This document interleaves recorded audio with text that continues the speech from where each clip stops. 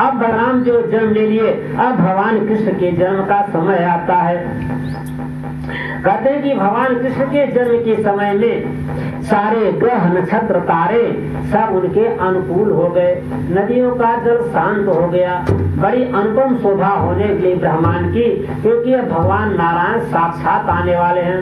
अत सर्वगुणोपेत कालो परम शोभन, जय जय वाद जन्मर्थ शांताग्रह तारकम, दिशः प्रदेशु गगनं निर्मलो गणयोदय, मही मंगल भूयिष्ठ पुरम ग्राम वजाकर।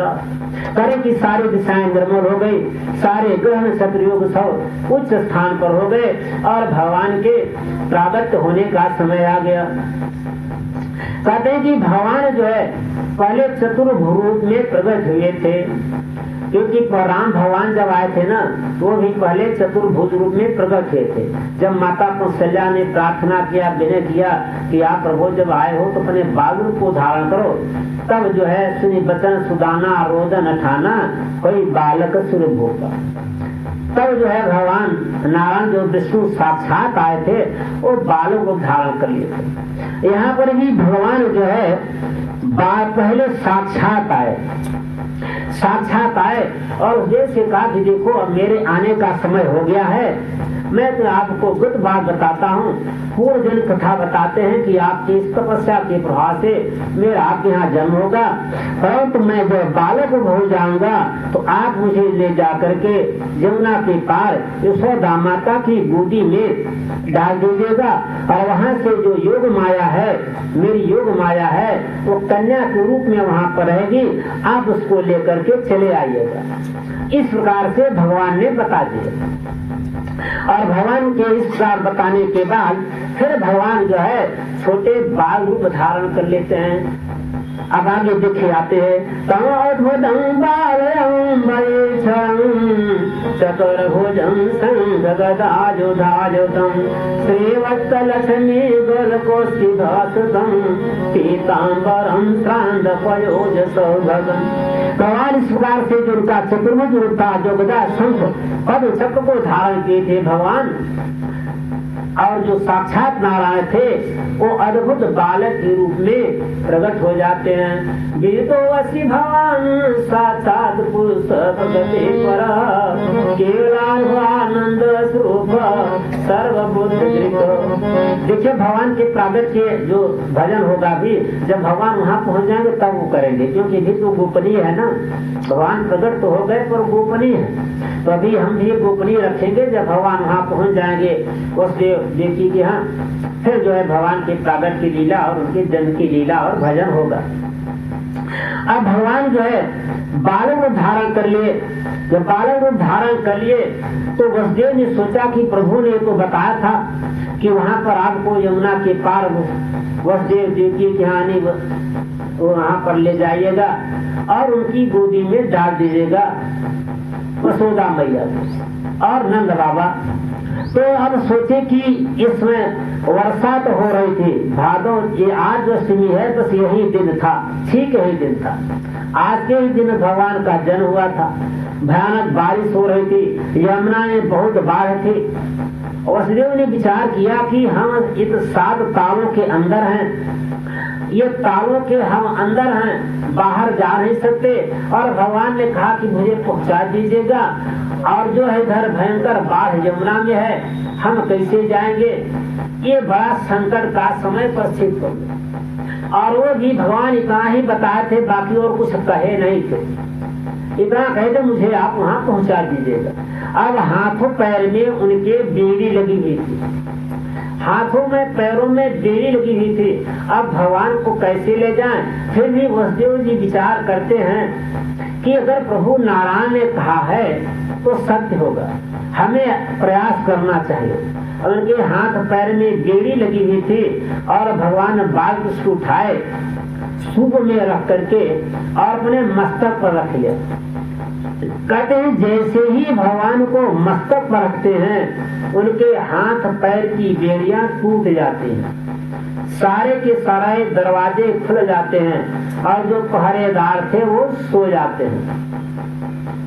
अब देखिए इसका रहस्य है कि जब भगवान प्रकट हुए सामने तो उनके हाथ पैर की बेड़ियां नहीं टूटती हैं और जैसे सिर पर भगवान को धारण करते हैं वैसे ही हाथ पैर की बेड़ियां टूट जाती हैं। इसका मतलब है कि ये सिर का मतलब ब्रह्मांड है, ये ज्ञान चक्र है, यही से समाधि आत्मसार ब्रह्म की अनुभूति सोहम अहम ब्रह्मास्मि का अनुभव होता है। कहते जैसे ही जब तक भगवान नीचे थे सूप में लेते थे हाथ पैर की बेड़ियां नहीं टूटती हैं, जैसे ही भगवान को अपने मस्तक पर धारण किया ब्रह्मरम पर सिर पर धारण किया हाथ पैर की बेड़ियां टूट जाती हैं। इसका मतलब कि जब तक आत्म साकार ब्रह्म ज्ञान ईश्वर की अनुभूति जहाँ चंद्र लगाते हैं प्रभु का दर्शन साकार नहीं होता है तब ये जन्मांतर की जो बेड़ियां हैं नहीं टूटती। ये जो बेड़ियां थी ना ये भी जन्म और मरण की बेड़ियां हैं। हम आप हजारों बार अब तक जन्म लिए होंगे मरे होंगे, क्योंकि अगर सिर्फ इस चतुर्युग को देखा जाए तो सतयुग बीत गया, त्रेता बीत गया, द्वापर बीत गया और कलयुग भी 5000 वर्ष से अधिक व्यतीत हो गया। तो क्या हमारा आपका ये पहला जन्म है? पहला जन्म नहीं है, क्योंकि भगवान कृष्ण गीता में कहते हैं अर्जुन से कि न तेवाहम जातु नासं न तम मे जनाधिपा न चैव भविष्याम सर्वे वयं मतः। कहते न तेवाहम जातु नासं न तम मे जनाधिपा न चैव भविष्याम सर्वे वयं मतः। कहते अर्जुन ऐसा कोई समय नहीं था जब तुम नहीं थे, मैं नहीं था, न इन्हें जनाधिपा अरे राजा लोग नहीं थे, अब न कोई भविष्य में और भविष्य में ऐसा कोई समय नहीं होगा जब हम तुम ये राजा लोग नहीं रहेंगे। अर्जुन प्रश्न करते हैं प्रभु ये कब तक चलता है? कहते हैं जब तक मोक्ष की प्राप्ति नहीं हो जाती है तब तक जीव 84 लाख योनि भटकता रहता है। ये सब राजा लोग पहले भी थे अब भी हैं आगे भी रहेंगे। किस योनि में रहेंगे तो निश्चित नहीं है, कर्मानुसार व्यक्ति जो है जीव जन्म लेता है। जैसा कि रामचरितमानस में कहा गया है कि आकर चारी अरे आकर चारी लक्ष 84 अभ्रमति योनियः जीवय विनाशी। आकर चारी लक्ष 84 अभ्रमत योनियः जीवय विनाशी। कहते कि कबहू करी करुणा नर देहि देत ईश हेतु सने। कहते कि 84 लाख योनि में जीव जब भटकता रहता है तब भगवान को करुणा आती है। देखिए करुणा और दया में अंतर है।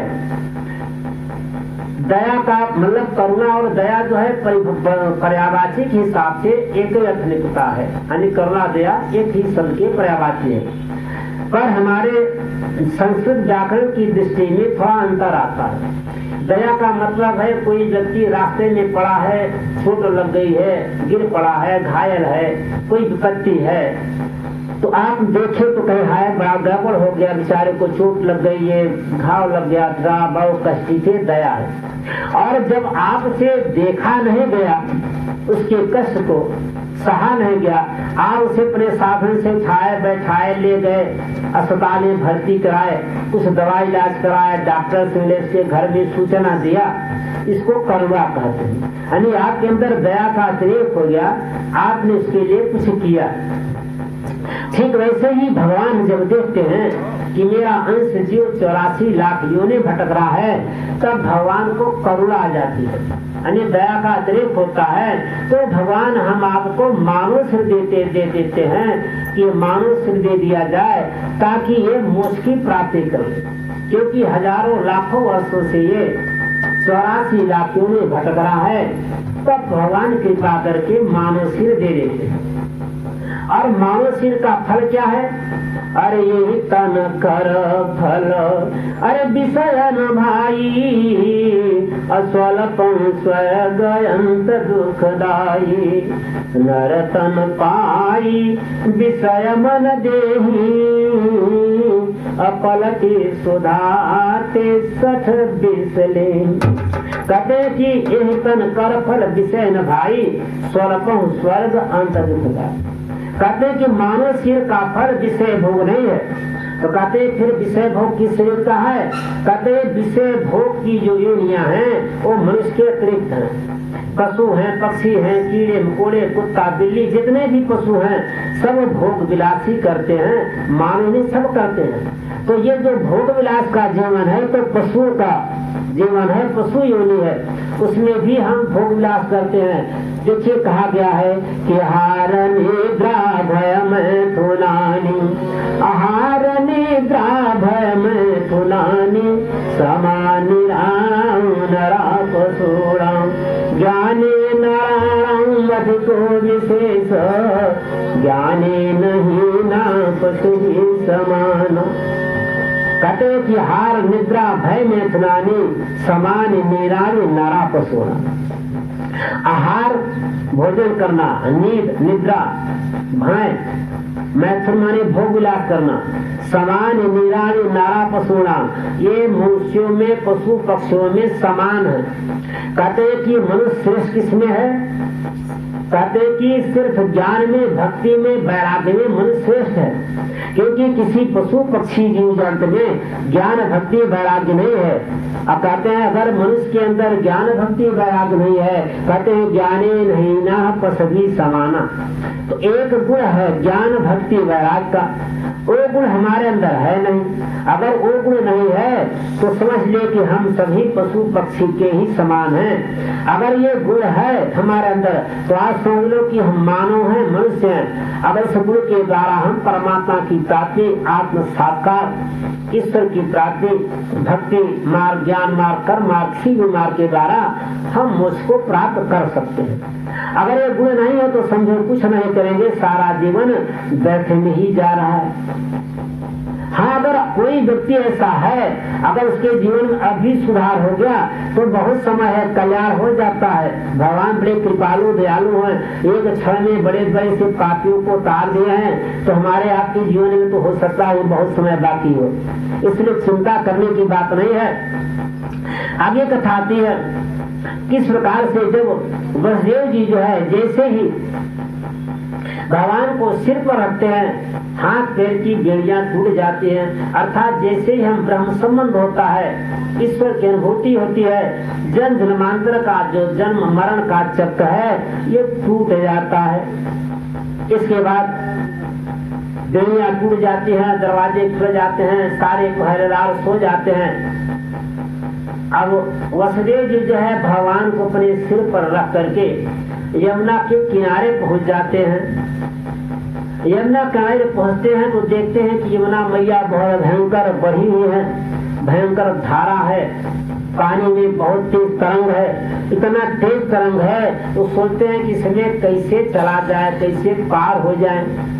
फिर भी ये सोचते हैं कि प्रभु ने कहा है तो अवश्य ही कोई मार्ग देंगे।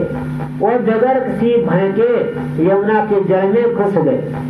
जैसे यमुना के जल में घुस गए तो यमुना जी भगवान के चरण स्पर्श करने के लिए और बहने लगी, और बहने लगी तो उस देव ने सोचा कि ये तो बड़ा गड़बड़ है, ये तो यमुना जी और बह रही हैं, घटने की बजाय बढ़ रही हैं। भगवान समझ जाते हैं कि यमुना देवी हमारे चरणों को स्पर्श करना चाहते हैं। वसुदेव को पता नहीं चला, भगवान ने अपना चरण धीरे से बढ़ाया और यमुना तक जो है स्पर्श करा दिया। भगवान की दफ्तरों में तो सारे ब्रह्मांड को नापते थे अपने पैर से, अब पैर को बढ़ा देना कोई बड़ी बात तो थी, तो नारायण थे साक्षात। अपने पैर को जैसे ही नीचे बढ़ाया वसुदेव को तो पता नहीं चला और यमुना जी जो है घटकर कमर के बराबर हो गई। इतनी बाढ़ थी, इतनी तरंग थी, लहर थी, धार तेज थी और सब कुछ जो है शांत हो गया, कमर के बराबर हो गई। और वहां से जो है सीधे यमुना पार करके पहुंच जाते हैं नंद बाबा यशोदा मैया के दरबार में, महल में। देखिए नंद बाबा